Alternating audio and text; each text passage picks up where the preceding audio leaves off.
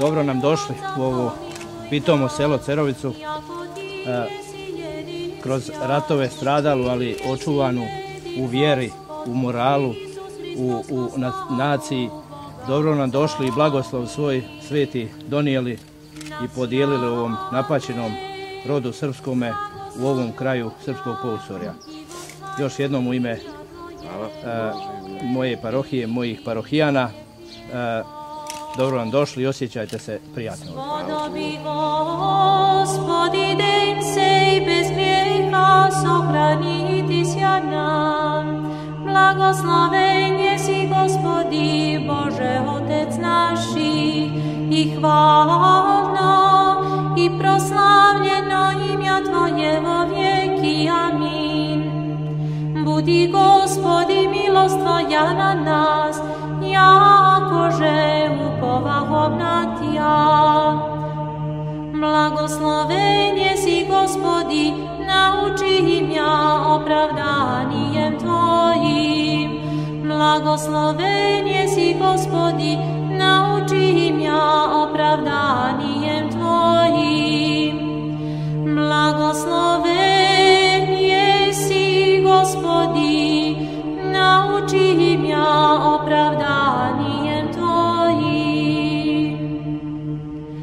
Gospodi, pribježišće min, jesi nam mladi rodazrije. Gospodi, pomiluj mja, iscijeli dušu moju, jako sogriješih Tebje. Gospodi, k Tebje pribjegov, nauči mja tvoriti volju Tvoju. Svjati besmrtni, pomiluj nas. Tako da prosvjetit ja svijet Tvoj pročelo vijeki, jako da vidjat dobraja djela Tvoja i proslavljat Oca našego i žest na nebesije, segda ninje i prisnu i u vijeki vijekov.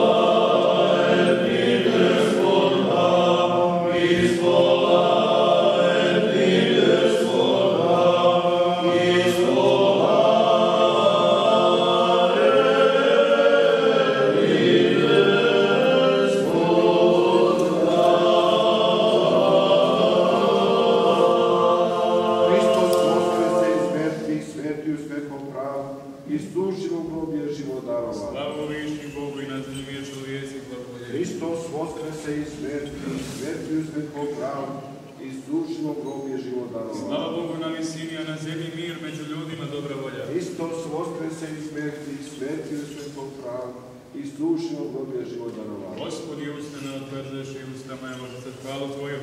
Vrijeme se otvoriti, Gospodevi, preosvešenjejši Vladiko blagoslovi. Gospodin Bog naš, koji nas sada je svoj vijeku i vijeku. Amin. Pomoli se o nas, preosvešenjejši Vladiko. Pomijani nas, preosvešenjejši Vladiko.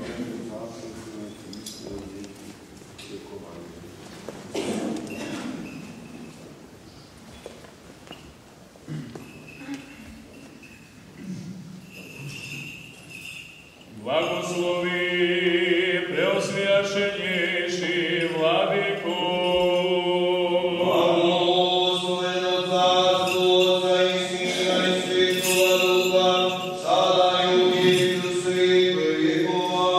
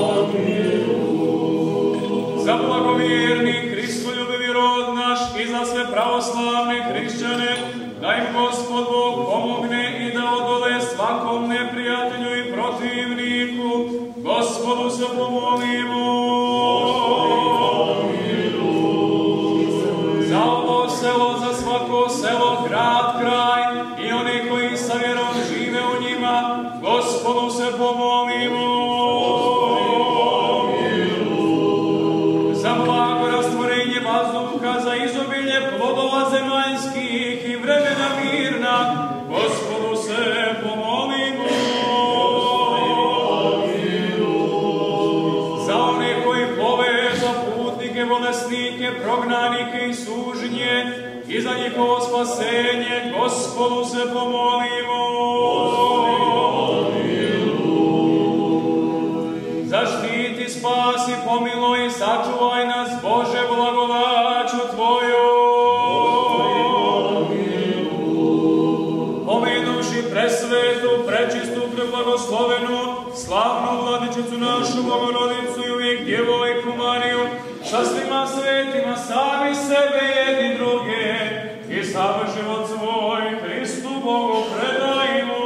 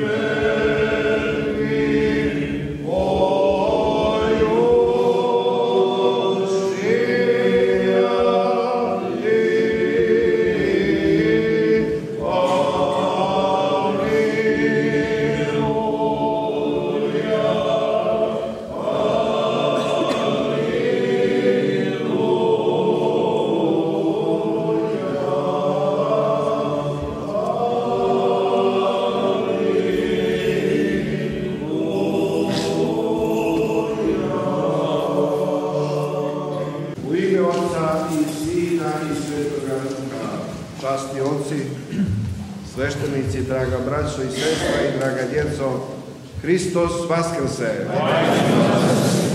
Neka je srećan i blagosloven današnji dan, kada se evo okupismo u vašem svetom hramu ovdje, svetih apostola Petra i Pavla, u Cerovici, da se Bogu pomolimo, da se sretnemo, da čujemo riječ Gospodnju, iz koje učimo se mudrosti Božjoj, ali svemu onome što je Gospod učinio radi čovjeka i za čovjeka.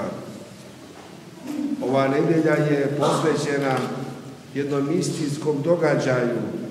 To nije priča, već događaj koji se desio kojega su sveti apostoli, a prije svi sveti apostol Jovan, zapisao, a to je čudo sa izlječenjem bolesnoga čovjeka, koji je 38 godina ležao pored jedne banje u samom Jerusalimu, koja se zvala Vitezda.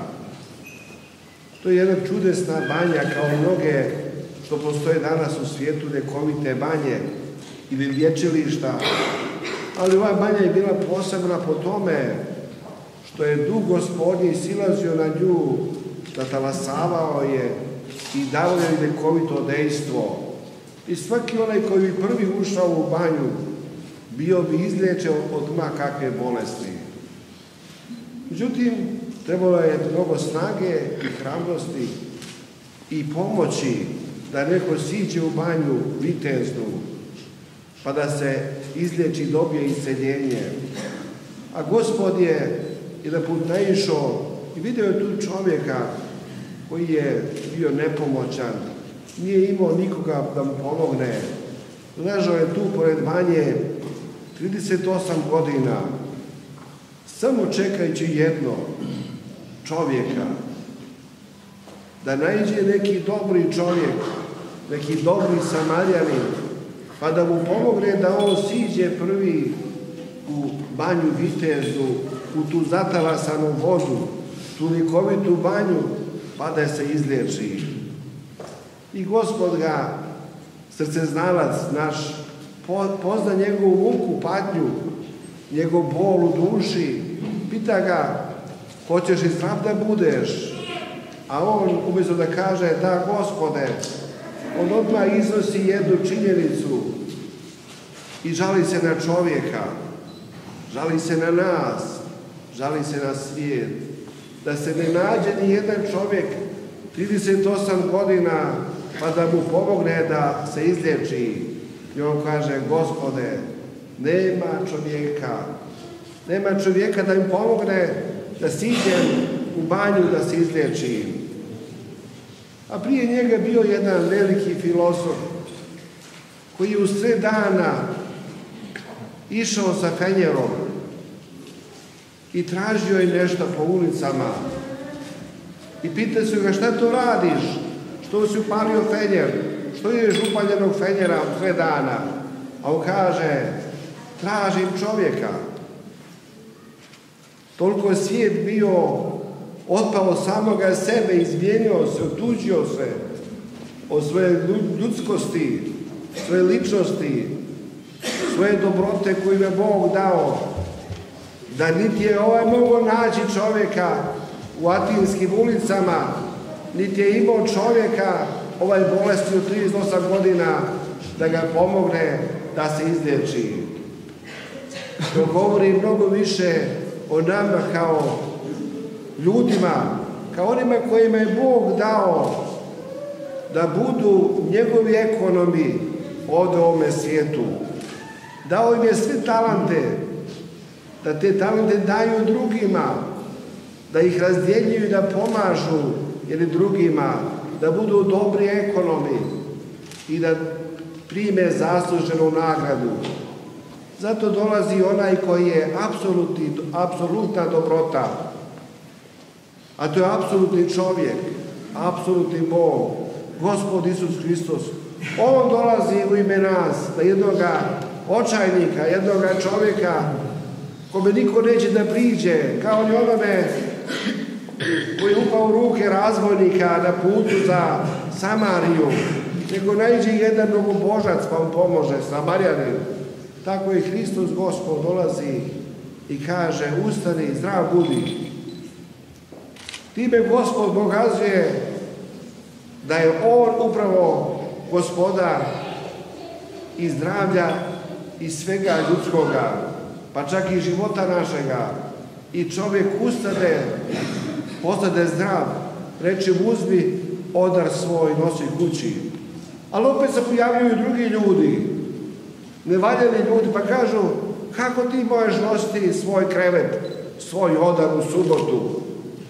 Jer je danas subota, zabranjeno da nosiš krevet. A on kaže, onaj koji me iscijeli, on mi reče, uzmi odar svoj i idi kući svojoj. Ovdje se govori, braćo i sestre, prije svega o rodu ljudskom, koliko su ljudi, za razliku od Boga, loši, koliko nemaju osjećaja za drugoga, za bližnjega. Zato je Gospod i dao dvije najveće zapovijesti. Ljubi Gospoda Boga svoga svim srcem svojim, svom dušom svojom, svim bićem svojim, ali isto tako i druga zapovijest koja je horizontala, i bližnjega svoga kao samoga sebe. Od te dvije zapovijesti vise svi zakoni, svi proroci Staroga Zavjeta. I upravo Gospod nam danas pokazuje to svojim primjerom. I pored toga, stari Kain se pojavljuje uvijek i protestuje protiv dobrote Božje. Zašto Bog krši njegov božanski zakon da bi pomogao čovjeku? Pa kažu, kako ti smiješ da nosiš odar svoj u subotni dan? Gospod je, braćo i sestre, dao sve čovjeku. Onog momenta kada je Bog stvorio čovjeka kao svoju sliku, svoje obličje, jer reče se u Starom Zavjetu, Sveta Trojica se dogovaraju da načinimo čovjeka po našemu liku i da bude on gospodar svega. Upravo taj čovjek je zloupotrebio tu dobrotu Božju koju je dao čovjeku, sve mu je dao. I slobodu i sve što je stvorio da mudro i slobodno upravlja. Ali čovjek, vidite kako zna nekada biti toliko egoističan, toliko sebičan, da čak mu smeta i zato što Bog čini dobro. Pa izleči čovjeka bolesnoga i šalje ga kući. Ali da nikom ne govori. Zato što Gospod nije želio da se njegova dobrota, njegova čuda, jer to je zaista veliko čudo izlječenja u Banji Vitezdi, jednog raslabljenog, bolesnog čovjeka, oduzetog čovjeka, danas bi rekli, paralizovanog čovjeka. On ide postaje i kaže, da, taj koji me izliječio, on je Isus Hristos. On je onaj koga vi ne vjerujete, koga vi odbacujete. Onoga ne vjerujete koji je došao, u koga su naši očevi, praočevi, proroci, svi su vjerovali i čekali ga. Upravo on ispovijeda da je to Isus Hristos, jer mu je Gospod dao slobodu da to kaže, da je Gospod Isus Hristos taj koji je izliječio bolesnog čovjeka. Sjećajući se ovoga događaja i Svetoga pisma, braćo i sestre, i života Gospoda Isusa Hrista, molimo se danas Gospodu Bogu da i nama da blagodatnu banju u kojoj ćemo se mi blagodatno liječiti. Gospod je umjesto Banje Vitezde, koja je bila fizička banja, dao nam je crkvu Božiju kao novu banju u kojoj je blagodat umjesto vode, blagodat Duha Svetoga, koja nas uvijek ukrepljuje, liječi i sve naše slabosti i liječi i nedostatke da dopunjuje.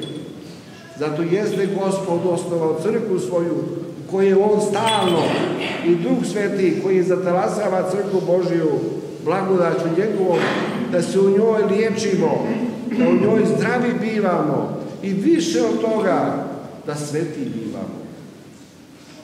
Hrišćani ne samo da su zdravi duhovno, nego i sveti, svetitelji Božji. Gledajte naše crkve ukrašene likovima svetih.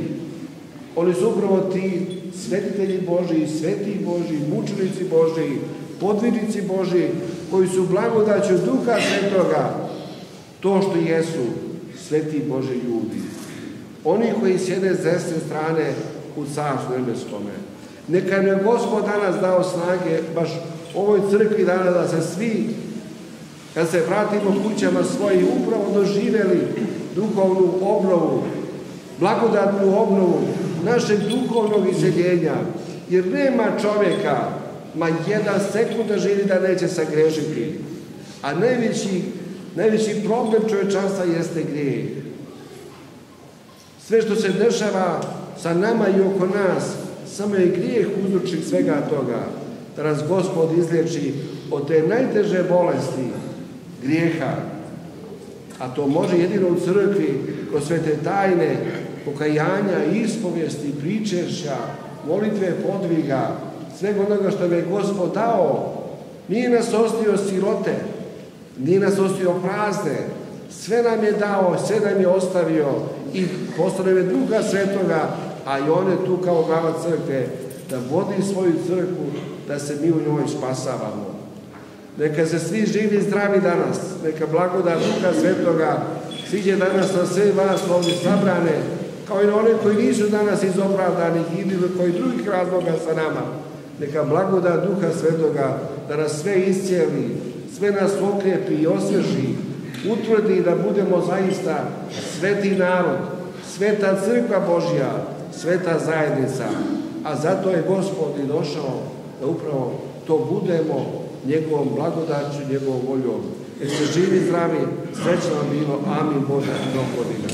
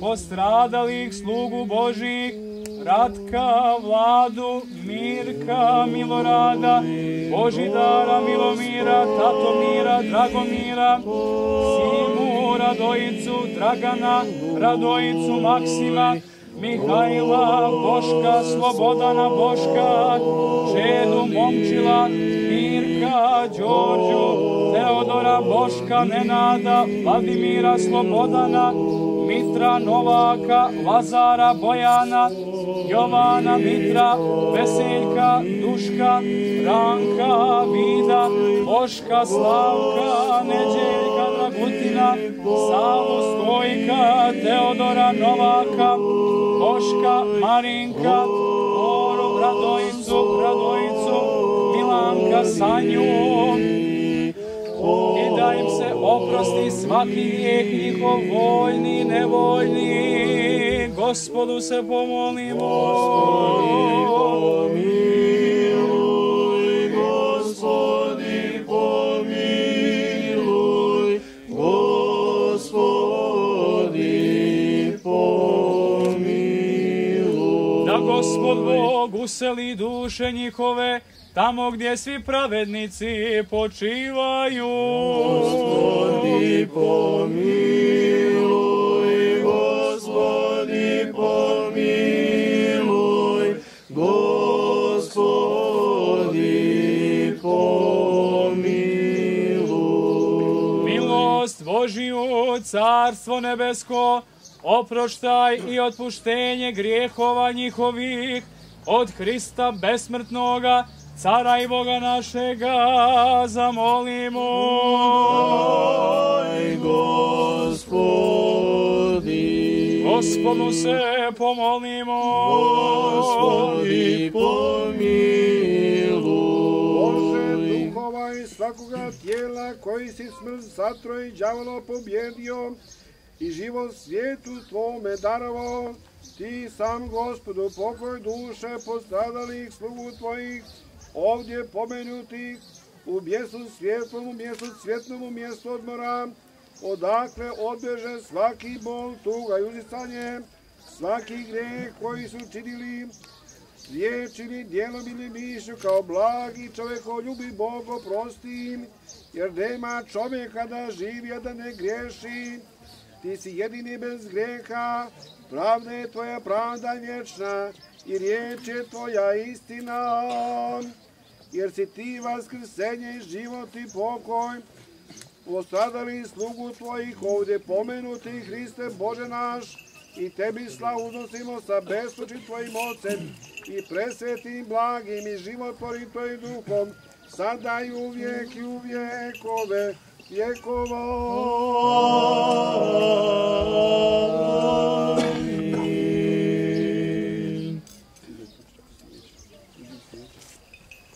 Po blažu spjeni vječni pokoj podaš, Gospodi, postradali slugama tvojim ovdje pomenutim, i sotvori vječnu pamjat. Vječna ja pamjat, vječna ja pamjat, vječna ja pamjat.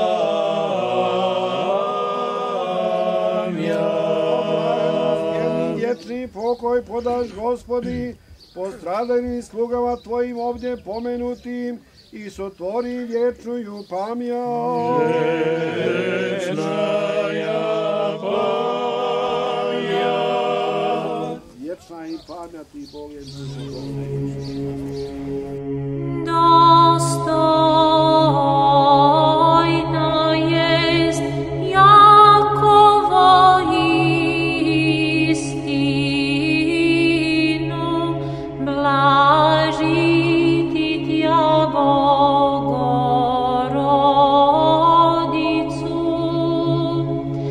prisna blaženoju i preneporočnuju i mater Boga našego. Čestnejšuju heruvim i slavnejšuju bez sravnjenja serafim, bez istljenja Boga slova prošćuju, sušuju Bogorodicu, tja veličaje,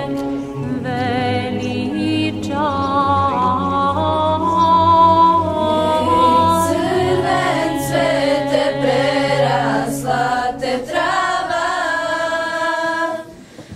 otkad sebe nisam te ja cvete brala.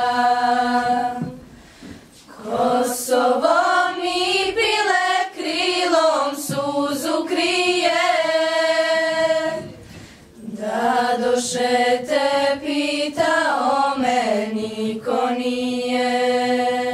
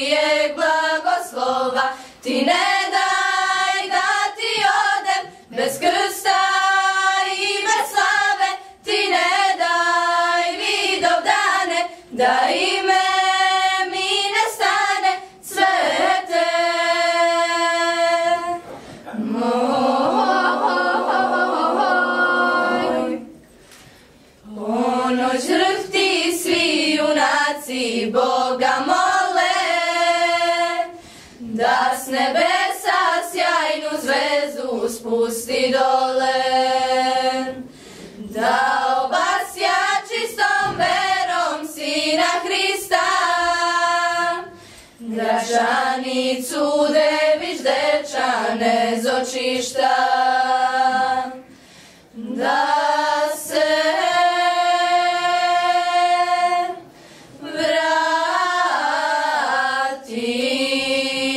vratim na pašnik, na planinu, da jaganci izjave na drimu, da ih pojim, da dragog mi pozdrave, što mači istine nosi, a ljubav mu je ime, na oblak crkvu zida, da u njoj zaprosime svete moj.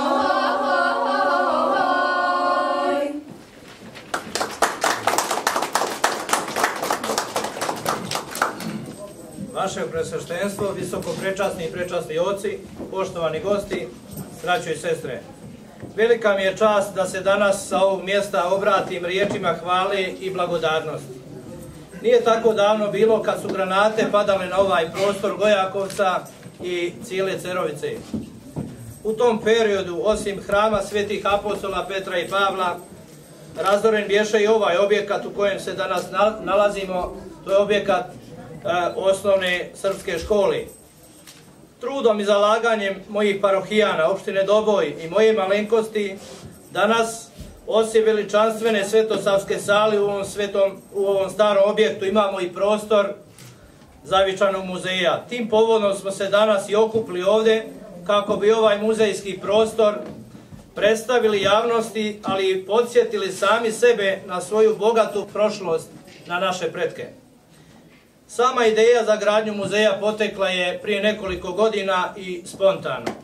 Završavajući Svetosavsku salu, rodila se ideja da se u potkrovlju stogodišnjeg zdanja stare škole izgradi nešto po čemu će ovo selo i ova parohija biti prepoznatljiva, a to je muzejska zbirka ovoga sela i okoline i koja će biti primjer i drugim parohijama naše Svete crkve. Nakon izrade idejnog projekta i dobijanja blagoslova njegovog presveštenstva gospodina Hrizostoma, stupili smo u realizaciju. Dobrovoljnim radom 30-ak mojih parohijana i uspostavljanje namjenskog fonda Prijatelji Zavičajnog muzeja Gojakovac, koji su financirali nabavku potrebnog građevinskog materijala, ovaj projekat, evo danas, priveli smo kraju. Danas na prvom mjestu želim da se zahvalim našem episkopu, gospodinu Hrizostomu, na razumijevanju, iskrenoj podršci i datom blagoslovu za gradnju ovog muzeja, inače ga ne bi nikada izgradili. Koristeći ovu priliku, želim izraziti zahvalnosti svima koji su na bilo koji način pomogli da ovaj prostor postane muzej. Zahvalnost dajem i svojim parohijanima koji su imali sluha kad su starine u pitanju, te su iste i poklanjali ovome muzeju. Pozivam vas, moje parohijane i sve poznavaoce i poštovaoce muzelija na čuvanje, posjećivanje i sadržajno upotpunjavanje muzeja. Zahvaljujem se i saradnicima u ovom projektu, gospodi direktoru Patrijaršijskog arhiva Srpske pravoslavne crkve Radovanu Filipoviću, profesoru Aleksi Kasapoviću, direktoru muzeja u Doboju Nebojši Dragojloviću, koji je iz opravdanih razloga danas nije sa nama. Vaše preosveštenstvo, veoma sam radostan što mi se dala prilika te mogu ispred cijele svoje parohije Cerovičke, pozvati vas kao vjesnika mira, sloge i ljubavi, koju svuda u narodu našem propovijedate, da se obratite prisutnima i proglasite ovaj zavičajni muzej otvorenim. Blagoslovim.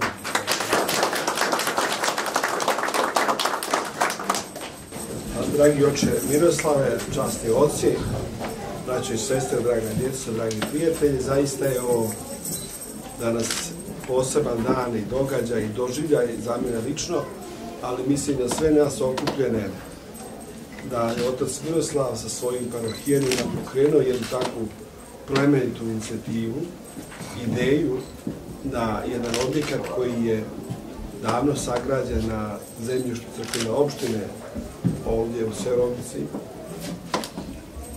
Preurađen i promijenjena mu namjera da bude upravo jedan dio muzej, etno muzej, zavičajni, koji je zaista za svako poštovanje. Kad im je otac Miroslav napisao dopis, izražio blagoslov, moram da priznam da mi nije bilo jasno šta će to da bude i kako će to da bude, jer nisam ni bio nikada u vašem kraju, u ovom selu, ali ja sam vjerovao da on ima dobru namjeru, dobre ideje, da je to njegov entuzijazam i njegova umjetnička duša, da će to biti na dobro, na korist ovog sela, prije svega na prezentaciju, dobru prezentaciju sela, ali i na očuvanje onoga što se sačuvalo. Nažalost, iza nas su godine, vjekovi, decenije uništavanja, svega što je bilo srpsko, što je bilo nacionalno, duhovno, tako da je zaista čudo da je bilo šta sačuvano. Posljednji rat, vi sami znate kako ste prošli ovdje, danas smo vidjeli tolike žrtve ovdje na vašem spomeniku ovdje koji su stradali, govori o masovnom stradanju ovog kraja i ovoga naroda, ali hvala Bogu, ono što je Bog sačuvao, vi unaprijedite, ostaje blagoslov Božje na vama da sve ovo što je ostalo ne sačuva da to unaprijedite. Evo dobrog primjera od jednog razrušenog, devastiranog prostora, kakva je bila crkva u Cerovici, danas imate predivnu crkvu, freskopisanu, novi parohijski dom. Evo, na kraju dobili ste i muzej, samo za radom i trudom, zalaganjem vas samih, ali vođenih dobrom idejom, dobrim željama i dobrim namjerima vašeg sveštenika, oca Miroslava, koga zaista pohvaljujem za ovo što je učinio.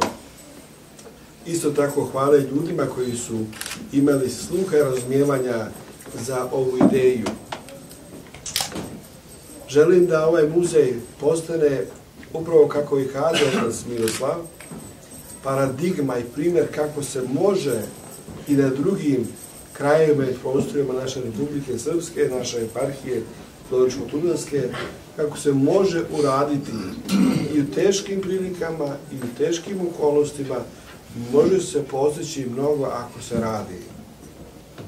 Onaj koji radi uvijek će nešto da napravi. Onaj koji ne radi nikad neće, pa da mu samo pada sa nebesa, neće ništa da to valorizuje, da to pretvori u dobro. Radujem se današnjem danu, radujem se ovoj činjenici da je upravo na jednom istorijskom mjestu, ovdje gdje je poznato mjesto Kojakovac, mjesto da je stradao i znameniti junak ovih prostora Hajduk Gojko, da je dobio na kraju, posle silnih tih istorijskih događaja i perioda, danas on dobija sasvim jednu drugu vrijednost, jednu drugu dimenziju za koju se upravo i Hajduk Gojko i drugi njegovi saborci borili.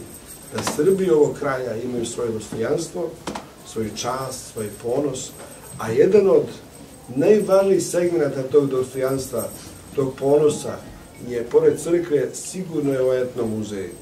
Radujem se zaista što sam danas ovdje sa vama, da mogu da pohvalim vaš trud, vaš rad, ali da proglasim ovaj muzej otvoreni, ovoga momenta proglašavam, neka bude sa srećom, Božim blagoslovom i nek se živi i zdravi. Amin.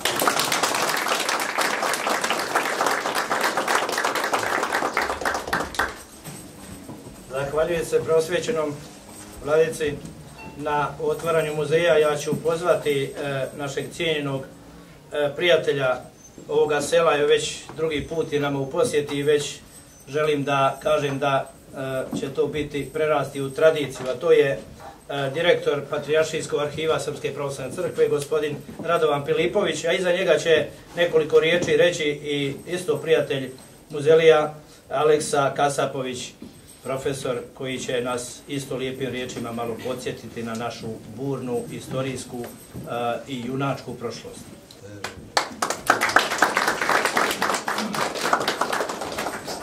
Vaše preosveštenstvo, časni oci, dragi Cerovičani, prvi put kada sam bio, govorio sam sa spremljenim govorom. Danas dolazim i govorim sa govorom napisanim samo u svome srcu. Danas je Cerovica epicentar kulturnog dešavanja u Srpskoj pravoslavnoj crkvi. Siguran sam da će ova stalna postavka vremenom biti više i više bogaćena, da će biti škola kulture sjećanja, ne samo za Pousorje, ne samo za Tesličko namjesništvo, nego i šire. Za Republiku Srpsku, za Bosnu i Hercegovinu i za druge eparhije naše pomesne crkve. Nije lako skupiti sve na jednom mjestu. Nije lako prikupiti arhivističku građu, muzeološku građu, etnološku građu. Sve je ovde u jednom jasnom konceptu da tragovi prošlosti moraju da uče i da poučavaju posetioce. Za Cerovčane ovaj je muzej škola, pored škole, škola u školi, a parohija i vredni otac Miroslav i arhijerejski namjesnik otac Miladin i sva njihova braća sveštenici pokazali su da kroz ciklus predavanja u istoriji Pousorja da žele da vaspitavaju buduće naraštaje, da je pamćenje veoma važno i ono liturgijsko pamćenje kada sveštenik na proskomidiji se sjeća svih predaka, svetitelja, episkopa, sveštenika koji su služili ovde, ali ono pamćenje koje nam je važno, dakle, da nemamo nikada dilemu između Atine i Jerusalima, da Jerusalim bude u nama kao bogoslužbeni zavet, Kosovski zavet, a čuli smo i pesmu koja nas na jedan novi način podsjeća na Kosovski zavet, jer svi smo mi duhovno kršteni na Kosovskoj zemlji. To opredeljenje za Carstvo nebesko se vidi i u ovom ovde muzeju. Dakle, prostor je skroman, 140 kvadrata, ali smo sigurni da će biti nekada i sredstava za više, šire i dalje i dalje, i da će prosto svi oni ljudi koji su darivali svoje porodične eksponate i oni koji nisu dali, da će ih više obogatiti, jer postojanje je trošno, postojanje je jednako propadanje, prolaznost, selimo se na onaj svet. Lično, moj dojam, dakle, kada sam pogledao etnološku zbirku, mnogo ima onih alata gde mlađi ljudi već ne znaju kako se pojedini deo zove. Dakle, naš jezik takođe je u ovom muzeju sačuvan na legendama i zaista jedna čestitka profesoru Kasapoviću koji je s ovim legendama uradio pravi vodič kroz muzeološku zbirku. Ja ne bih dalje dužio, zaista mi je čast kao predstavnika Arhiva Srpske pravoslavne crkve, naše centralne matične institucije za čuvanje arhivske građe, da sam deo danas ovog liturgijskog i kulturnog sabranja i hvala vam vaše preosveštenstvo, jer znam i na prostorima eparhije Bihaćko-Petrovačke koliko ste se borili kao ljubitelj prosvete za dobrobit našeg naroda. Preosvećeni vladiko, časni oci, naši crkve, draga braćo i sestre. Dijelim vašu radost što se nalazim danas ovdje u ovom svečanom i bogougodnom danu na mjestu gdje otvaramo jednu značajnu i važnu ustanovu koja posle crkve i škole sigurno zauzima 3. mjesto. To je ustanova od posebnog istorijskog i kulturnog značaja ne samo za jedno mjesto i ne samo za jedan njegovo šire okruženje, nego uopšte za daleki prostor. Zašto muzej Gojakovac? Zašto to ime? pa imali i u jednom imenu u Cerovici i u ovom dijelu Krnjina i istorijske oblasti, teritorije Usore, toliko mitskog, ali istinskog, kao što je to ovo ime i ovo živo mjesto. Odakle se zemljotijelac bolje vidio no s ovog mjesta? Odakle je Hajduk mogao snažnije i više da dozove jataka no s ovog mjesta?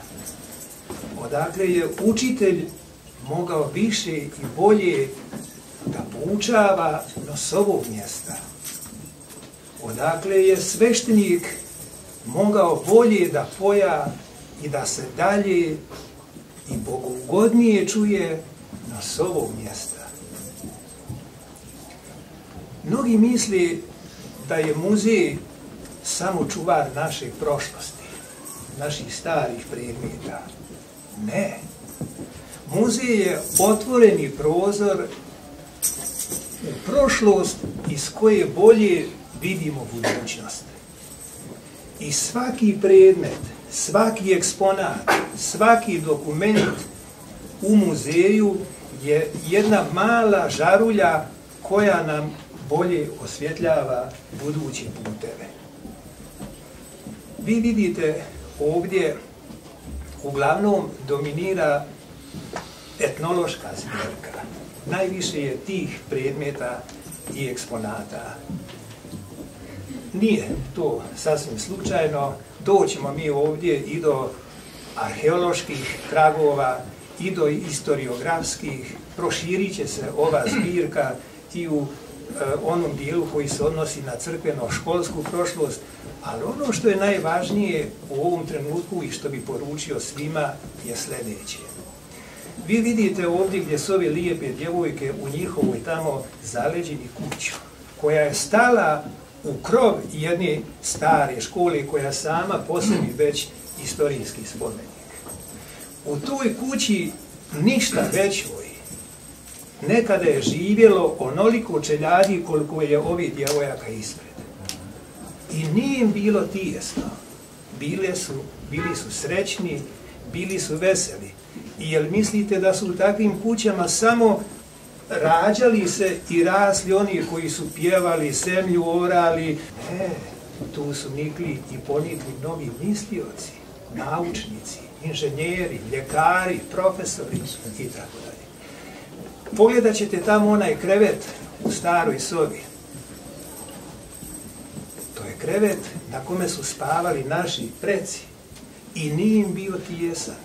Zašto bi nama bio nekomforan onaj na kome danas ležimo? Zašto bi nam velike kuće bile neudobne i tijesne u kojima danas živimo?